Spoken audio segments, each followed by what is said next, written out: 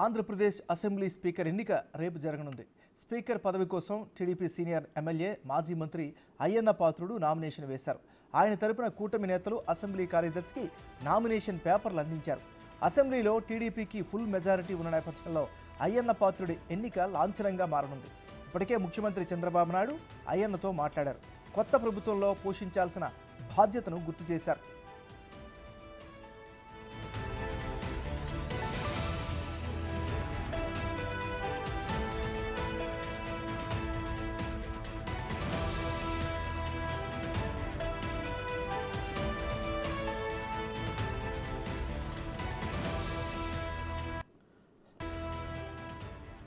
మనం breaking news చూస్తున్నాం. Andhra Pradesh assembly speaker ఎన్నిక రేపు జరగనుంది. స్పీకర్ పదవి కోసం టీడీపీ సీనియర్ ఎమ్మెల్యే మాజీ మంత్రి అయ్యన్న పాత్రుడు నామినేషన్ వేశారు. ఇక ఇదే అంశానికి సంబంధించి మరింత తాజా సమాచారాన్ని మా రిపోర్టర్ శివ అందిస్తారు. శివ, చెప్పండి, రేపు ఏం జరిగే అవకాశం ఉంది? ఇప్పటివరకు జరిగినటువంటి అప్డేట్స్ ఏంటి? రైట్ నాగరాజు, మొత్తం మీద చూసుకుంటే ఆంధ్రప్రదేశ్ శాసనసభ స్పీకర్గా కూడా ఏదైతే నర్సీపట్నం శాసనసభ్యుడు చింతకాల అయ్యన్న పాత్రుడు కొద్దిసేపు క్రితమే నామినేషన్ వేసినట్లు కూడా తెలుస్తూ ఉంది. అయితే ఆంధ్రప్రదేశ్ శాసనసభ స్పీకర్గా ఆయనకి ఇవ్వాలని చెప్పి కూటమి నేతలు దాదాపుగా నిర్ణయం తీసుకున్నారు. సో రేపు ఆయన ఏకగ్రీవం దాదాపుగా జరిగే అవకాశం కనిపిస్తుంది. ఎందుకంటే అసెంబ్లీలో సంబంధించి కూడా కూటమి తెలుగుదేశానికి 135, అలాగే బీజేపీకి 8, జనసేనకి 21, అంటే దాదాపుగా 164 మంది శాసనసభ్యుల బలం కూటమికి ఉంది. ఇక కనీసం పోటీగా నామినేషన్ వేసే పరిస్థితి కూడా ఎక్కడా లేని పరిస్థితి కనిపిస్తోంది. ఇక ప్రధానంగా ఇప్పుడు డిప్యూటీ స్పీకర్కి సంబంధించి కూడా ప్రధానంగా చర్చ కొనసాగుతూ ఉంది. డిప్యూటీ స్పీకర్కి సంబంధించి కూడా జనసేనకి ఇవ్వాలని చెప్పి టీడీపీ ప్రతిపాదన చేసింది. అయితే జనసేన డిప్యూటీ స్పీకర్ తీసుకోవడానికి సిద్ధంగా ఉందా లేదా అనే దానికి సంబంధించి అయితే కొంత ఉత్కంఠ కొనసాగుతూ ఉంది. అయితే జనసేనకి సంబంధించి కూడా ఒకవేళ డిప్యూటీ స్పీకర్ ఇస్తే కనుక లోకం మాధవి కానీ పంతం నానాజీ కానీ ఈ 2 పేర్లను కూడా పరిశీలించాలని చెప్పి కూడా పవన్ కళ్యాణ్ ఆలోచన చేస్తున్నట్టు తెలుస్తోంది.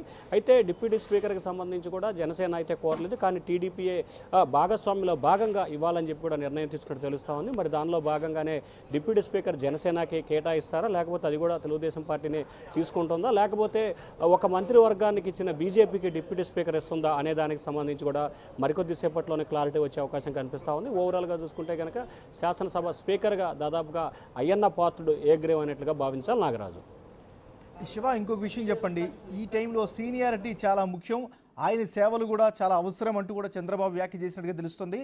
దీన్ని ఎట్లా చూడాలి? ప్రస్తుతం ఆంధ్రప్రదేశ్ విషయంలో కానీ లేకపోతే గత 5 సంవత్సరాల విషయంలో కానీ గత 5 సంవత్సరాల విషయంలో శాసనసభని అప్పటి స్పీకర్ వ్యవహరించిన తీరు చాలా ఇబ్బందికరంగా ఉందని చెప్పి ప్రతి సభ్యుడు అనుకుంటున్న పరిస్థితి. సో ఆయన స్పీకర్లాగా వ్యవహరించబోవటం, ఒక వైఎస్ఆర్సీపీ నేతగానే ఆయన బాధ్యతాయుతమైన పదవిలో ఉండి వైఎస్ఆర్సీపీ నేతగా వ్యవహరించారు. దీంతో స్పీకర్ పదవికున్న విలువలు, విశ్వసనీయత దెబ్బతిన్నాయి. ఈ నేపథ్యంలో స్పీకర్కి ఒక ప్రత్యేక పాత్ర, గుర్తింపు ఉంది. దాన్ని తిరిగి తీసుకురావాలనేది టీడీపీ ఆలోచనగా కనిపిస్తూ ఉంది. ఆ ఆలోచనలో భాగంగానే ఒక సీనియర్ నేత, అంటే దాదాపుగా అధికార పక్షానికే 164 మంది సభ్యులున్న సభని కంట్రోల్ చేయటం అనేది కత్తి మీద సాము లాంటి విషయమే.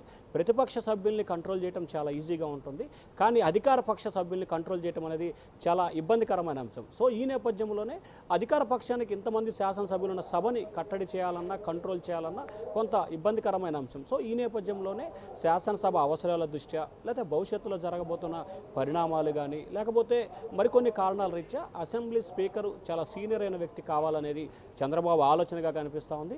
దానిలో భాగంగానే చాలామంది పోటీ పడ్డారు. స్పీకర్కి సంబంధించి కళా వెంకట్రావు, రఘురామకృష్ణరాజు లాంటి వ్యక్తులు, అలాగే జనసేన నుంచి మండలి బుద్ధప్రసాద్ లాంటి వ్యక్తులు చాలామంది స్పీకర్ పదవిని ఆశించారు. కానీ ఒక సీనియర్ వ్యక్తికి పూర్తి స్థాయిలో శాసనసభ పట్ల అవగాహన ఉన్న వ్యక్తిని ఎంపిక చేసుకోవాలనేది చంద్రబాబు ఆలోచన కనిపిస్తుంది. సో ఆ ఆలోచనలో భాగంగానే అయ్యన్న పాత్రుడిని చంద్రబాబు ఎంపిక చేసినట్లు కూడా తెలుస్తూ ఉంది Nagaraju. Right, thank you Shiva.